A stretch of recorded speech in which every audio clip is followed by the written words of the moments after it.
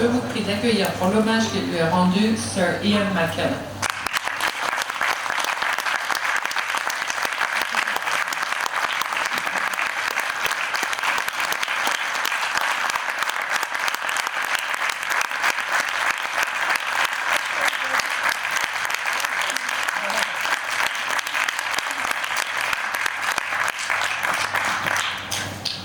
Merci de cet accueil.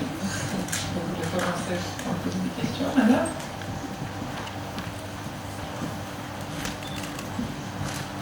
Bonjour. Vous jouez dans l'authenticité aussi bien dans les films que dans votre vie.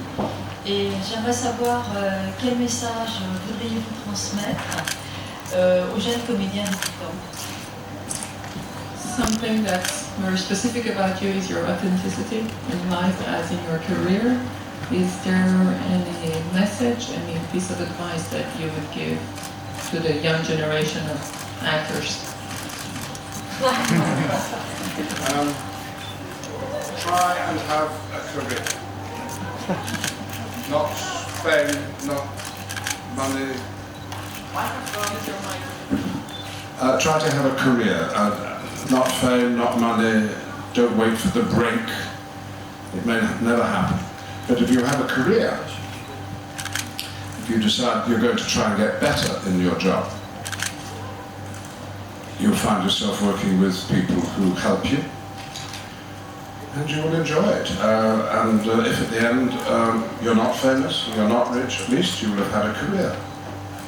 And that's very honourable. But young actors don't need advice from me, they get on. Les jeunes se passent très volontiers de mes conseils, mais si je fallait vraiment que je leur en donne un, je leur dirais construisez-vous une carrière, c'est-à-dire travaillez, et essayez de vous améliorer dans le travail que vous faites. Ne courez pas après la gloire, ne courez pas après l'argent, n'attendez pas de percer parce que ça n'arrivera peut-être jamais. Mais si vous travaillez vraiment et si vous cherchez à vous améliorer dans ce que vous produisez dans votre carrière, vous rencontrerez des gens formidables, vous travaillerez avec des gens formidables. Et même si à la fin vous n'êtes toujours pas connu, peu importe, vous aurez fait votre travail. Vous aurez ça pour vous. Yes, I agree with every word.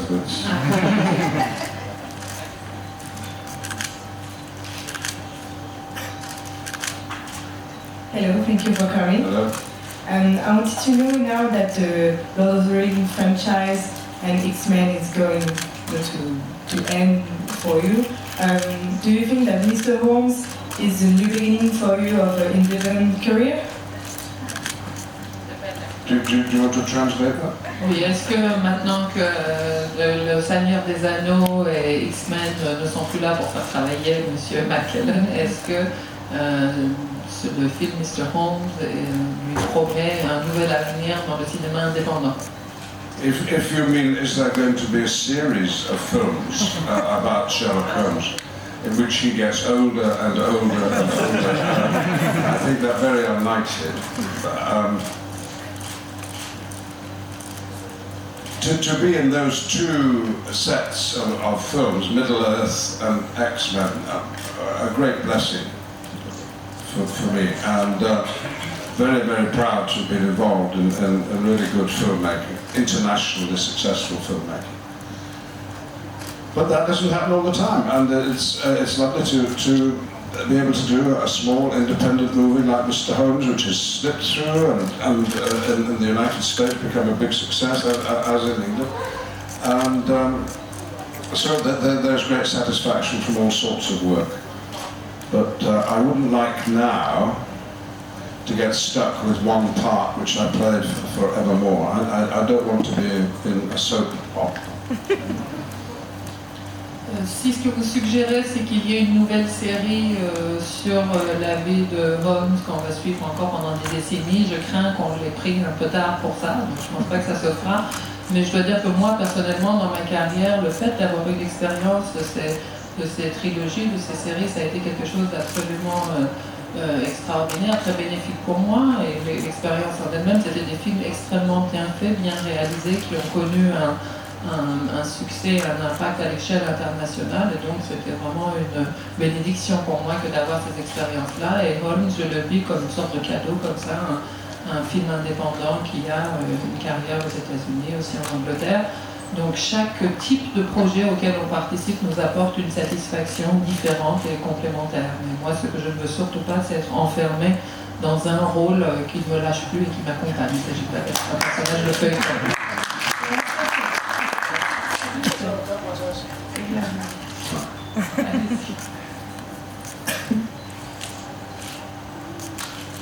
Hello, a question here in the middle, I'm just waving at you now.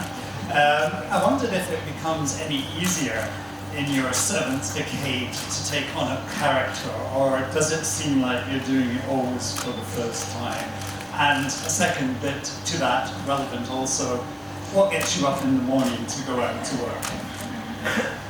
C'est plus facile pour un septuagénaire d'incarner un rôle que quand on était jeune, ou est-ce que c'est toujours une première fois? Et si oui, qu'est-ce qui vous donne la force, l'envie d'aller travailler à votre âge le matin? I've forgotten the first part of your question because I'm so interested in what gets me up in the morning. The sunshine, and that is the great, wonderful thing about filming in Los Angeles. The sun is always shining, and you're up at 6 or 5 or 4, it doesn't matter, the sun is there. Well, hello. So, what was the other part of the question? Oh, does it get easier? Well, does life get easier, do you find? No. Do you know how to circumnavigate certain problems? Yes. Of course, I can do things now as an actor that I couldn't do when I was young. I don't mean play old parts. I mean learning how to be funny. Now, when I saw Jacques Tati in Les Vacances de Monsieur Hulot, perhaps my favourite film. In fact, I thought it had been filmed in Deauville. That's why I came. I wanted to see Hotel Place. So I have learned how to be funny. Very difficult. It all depends on being truthful. But otherwise, no, each job is an excitement with its own particular difficulties. You know, you gain in confidence generally, but in particular, it's always exciting because you think, well, can I do it? I don't know. There's nothing sweeter than when you've done a scene a number of times and you get lost in the moment and the director says, cut. Yes, we've got it. Ah. But it's their judgment, isn't it? So I'm waffling on. Vous dire ce qui me donne envie de me lever le matin me réjouit tellement que je ne sais même plus ce que vous demandiez d'autre. En tout cas, moi, ce qui me donne envie de me lever le matin, c'est le soleil. Et c'est pour ça que c'est extraordinaire de travailler à Los Angeles, parce que le soleil est toujours là quand on ouvre les yeux. Que ce soit à 6h, à 5h ou à 4h du matin, on sait que le soleil est là pour nous accueillir et pour nous faire commencer notre journée. Mais sinon, l'autre question, est-ce que ça devient plus facile? Je ne sais pas, est-ce que vous avez l'impression que la vie devient de plus en plus facile à mesure que l'on vieillit? J'en suis pas sûre. On apprend à naviguer comme ça entre les eaux, on apprend certaines choses, on a une espèce de confiance générale qui s'installe, et pourtant, pour autant, on est toujours aussi désarmé et à la fois enthousiaste et incertain devant des projets particuliers. Donc, par exemple, j'ai appris, je crois, à être drôle. Ça, c'est quelque chose qui s'apprend difficilement. Quand je vois les vacances de Monsieur Hulot et que je vois Jacques Tati, je suis ravie. Et d'ailleurs, je suis très déçue. On m'avait dit que c'était tourné à Deauville, et c'est pour ça que je suis venue là. Mais en fait, pas de trace de Jacques Tati ici. Donc, il y a des choses comme ça que j'ai apprises, et pour autant, chaque projet, chaque proposition est de nouveau un défi qui vous déstabilise, auquel vous donnez votre meilleur. Et quand vous avez fait une prise plusieurs fois, encore et encore et encore, et que finalement le réalisateur dit couper, c'est bon, c'est toujours le même soulagement, c'est toujours la même sensation d'avoir bien fait, même si ce n'est que le jugement du réalisateur. Couper, c'est bon.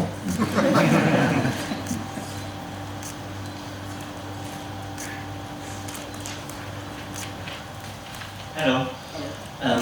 To prepare yourself as Sherlock Holmes, did you watch the Christopher Lee movies and maybe the Stephen Moffat TV show? No. Did I watch any other Sherlock Holmes before trying my own? No. You know, when you play Hamlet, forget the other Hamlets. It's going to be your turn. King Lear, it's your King Lear. Richard III, forget Lawrence Olivier because he's done it, but you'll be your own Richard III. And I thought that was the same would be true of Sherlock Holmes. And of course, I was blessed with the fact that our Sherlock Holmes, the real Sherlock Holmes, was not really like anybody else's Sherlock Holmes. So I wasn't doing the same script as Cumberbatch or Downey or Christopher Lee or all the other ones. Basil Rathbone. You know, 120 actors have played Sherlock Holmes. Well, I can't worry about them. I mean, they've done it, they've had their go. It's not my turn. Non, je ne suis pas allée voir les autres interprétations de Sherlock Holmes avant moi de revêtir son costume, mais ça c'est la bénédiction du venir du théâtre. Quand vous faites Hamlet, quand vous faites Richard III, vous n'allez pas voir ce qu'a fait Laurence Olivier, vous allez le faire vous, c'est votre tour et donc c'est votre façon de l'incarner. Et Sherlock Holmes en l'occurrence, il se trouve que j'ai eu la chance que celui de ce film-là soit le vrai et qu'il n'ait pas grand-chose à voir en fait avec les épisodes de sa vie qui sont narrés dans les autres versions, et figurez-vous qu'il y en a eu 120 de Sherlock Holmes, donc si je devais me soucier des 120 autres, j'aurais pas pu moi-même l'affronter. Autre question, monsieur? Alors justement, pour parler de Sherlock Holmes, monsieur Holmes, qu'on a vu ce matin, comment vous avez préparé ce personnage? Puisque vous avez donc, on sait que vous êtes issu du théâtre et on sait que le théâtre a été très formateur pour vous. Et en même temps, est-ce que vous avez apporté des petites choses au personnage? Est-ce que vous avez fait des propositions? Parce que c'est vrai que c'est, y a quand même de l'humour, il y a de tout dans ce film. Donc c'est un film complet qui nous a fait passer un très bon moment. Donc en même temps avec ce monsieur qui est aussi vieillissant. Et d'ailleurs je crois qu'il est dans le film, il a 92 ans lui. Donc voilà, donc on espère qu'à 92 ans vous ayez encore des rôles comme ça. Merci beaucoup. So as you said that you didn't refer to any other acting experiences with Sherlock Holmes and you made it your own, how did you approach the character? How did you have any suggestion in the humor, for instance? Because we feel that this is a very complete character. We saw the film this morning, and the fact of having to play a role that is much older than you, we hope that when you get his age, you'll be offered more roles of the kind. So it's how was it? Well, yes, he was an old man, 93. My stepmother was 100 when she died. I'm 76. I think about death every day of my life. I've just thought about it now.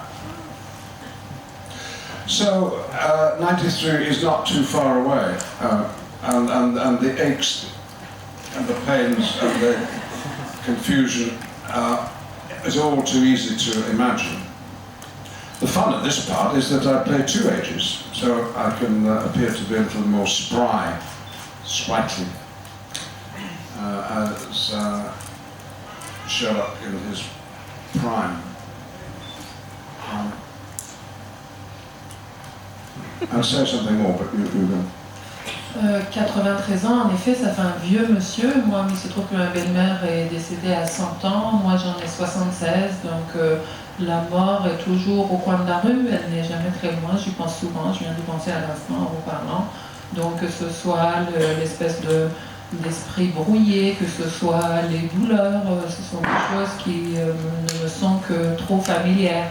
Mais en même temps, il m'a été donné la chance de jouer deux moments de la vie de M. Holmes dans ce film, donc j'ai aussi la possibilité de l'incarner sous des jours plus fringants. I think because I have done so much theatre, I'm very interested in the physique of the character. On stage, it is the silhouette, the entire body, which expresses the character. The audience may not be close enough to see the face. In cinema, of course, the camera is the closest audience you could possibly have. But there are long shots, there are walking shots, there are mid shots, and there's your opportunity, or my opportunity, to feel that I'm Sherlock Holmes all the way through. It's interesting that in film, you very, very rarely see the actor's feet. But it's a fact that everybody walks differently. We all look different, we all think differently, we all sound differently, and we all walk differently. I love people's walks. When you go out, you see everyone here is walking differently. And sometimes actors just do one walk in all the parts they play. And we like that because they're stars and we just want them to always be the same. But I like to be a bit more protean than that. In the theatre, of course, sitting on the front row, the actors come on, the first thing you see is their feet. Then you go up to their crotch, and then you go up to their face. But in cinema, face, face, face, face, face, but the face belongs to the body. And so I'm interested in the body. So that's usually how I get into a part. How does he walk? How does he listen? Is he listening? What money has he got in his pocket? All those things start you off. Et puis venant du théâtre, j'ai un goût particulier pour la dimension physique d'un personnage qu'on me donne à incarner. Quand vous êtes au théâtre, vous avez l'habitude de ça, d'incarner une silhouette. Les spectateurs vous voient comme un corps tout entier, alors qu'au cinéma, l'attention est beaucoup sur le visage, même s'il y a des plans larges, il y a des plans moyens, mais il y a vraiment le travail du visage. Donc moi, ça m'intéresse au cinéma aussi d'incarner la dimension tout entière du personnage, d'être un corps. Vous avez remarqué qu'au cinéma, très souvent, on ne voit pas les pieds des acteurs. Or, on est tout autant, on est tous différents ici, on a des têtes différentes, on a des façons de parler différentes, mais on a des façons de marcher différentes. Quand vous pouvez regarder, quand vous quitterez cette salle, chacun aura une démarche différente. Donc on a l'habitude au cinéma d'avoir une façon de marcher, de n'en voir pas d'autres. Moi, ça me paraît intéressant de ne pas jouer un personnage figé, mais d'avoir des démarches différentes et vraiment vivre ce personnage dans sa corporalité. Donc savoir comment il marche, comment il se sent, qu'est-ce qu'il a dans la poche, comment est-ce qu'il écoute les gens, c'est vraiment tout ce qui m'intéresse. Et cette dimension de la démarche, c'est quelque chose qu'on voit très facilement au théâtre, parce que si on est au premier rang, on ne voit même que ça, on commence par les pieds, petit à petit on monte le regard. Donc le cinéma vous donne d'avoir ça, le travail du visage, mais aussi du corps entier. Where would Monsieur Hulot be without his walk? Laurence Olivier's Richard III, where would he be without the walk? Meryl Streep in everything she's ever played, the walk. And it's constant interest to me, that's all. L'intérêt de la démarche des différents personnages, Monsieur Hulot, Richard III, Mary Streep dans tout sketch. Monsieur. Bonjour, merci d'être là. Thank you for coming. Vous avez relevé beaucoup de défis dans votre carrière, au théâtre, au cinéma, des rôles très audacieux comme à pupille. Je voulais savoir si vous avez déjà pensé à relever le défi de la mise en scène, éventuellement que ce soit au théâtre ou au cinéma. Et puis éventuellement, s'il veut bien faire un petit show de notre place, c'est un plaisir. So, you've had very different challenges as an actor. You've always had very bold roles in cinema and in theatre. How about directing? Would you like to direct someday? No. I have directed 3 times, I think, plays. And I thought I was not very good at it. I could help the actors, but all actors can help each other. You don't have to be a director, because the director has to be in charge of everything. And as for directing a film, that must be the most difficult responsibility that you could have in our business. I'm in awe of people who can do it well. Not easy to do it well. But acting is difficult enough. I'll restrict myself to that discipline, I think. J'ai fait 3 mises en scène au théâtre et je ne recommencerai pas l'expérience parce que je me rends compte que ce que moi je pouvais faire, c'était essayer de diriger, d'aider les acteurs. Mais finalement, aider les acteurs, c'est facile. Tous les acteurs peuvent s'entraider là où ils sont. Ils n'ont pas besoin de toucher à la mise en scène, qui est un exercice beaucoup plus général. Vous avez une responsabilité beaucoup plus vaste. Au cinéma, n'en parlons pas. Il faut vraiment tout maîtriser. Et ceux qui savent bien le faire et avoir cette largeur d'approche est assez rare. Donc moi je pense que j'ai déjà suffisamment à faire là où je suis en tant qu'acteur et que je n'ai pas besoin de m'étendre au-delà. Une dernière question? Voilà.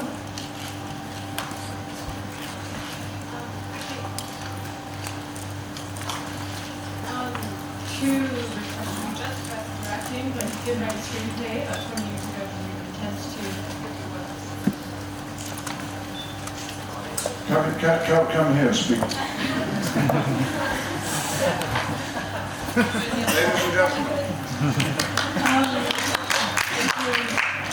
You did just address directing, but you did write a screenplay about 20 years ago. Do you intend to write again? And secondly, can you speak about the Noah Coward biopic that you were going to be in and that is in production?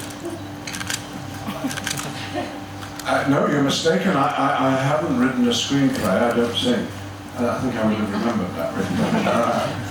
And the film about Noel Coward will be a film written by Martin Sherman, the American author of Bent, a play very close to my heart. We also filmed it about the situation of gay people under the Third Reich in the 1930s. And he has written the screenplay, which I've not yet read, about the young Noel Coward. It's, as usual, waiting for finance, waiting for everything to come together. And if it does, I shall certainly be playing a small part in it. Vous dites que j'ai déjà écrit, je m'en serais souvenu, je crois. Non, je n'ai pas écrit, donc c'est encore une carrière qui n'est pas la mienne. Quant au biopic auquel vous faites allusion, en fait, vous faites allusion, c'est Sherman qui avait fait Bent, qui avait fait ce travail formidable sur le sort des homosexuels sous le Troisième Reich. Et donc là, en l'occurrence, oui, il y a ce projet de biopic, mais je n'ai encore rien lu. C'est comme toujours ces projets qui sont en attente de financement et de développement. Et donc si ça se fait, il est question que j'y ai un petit rôle en effet. Bien voilà, je vous prie d'applaudir.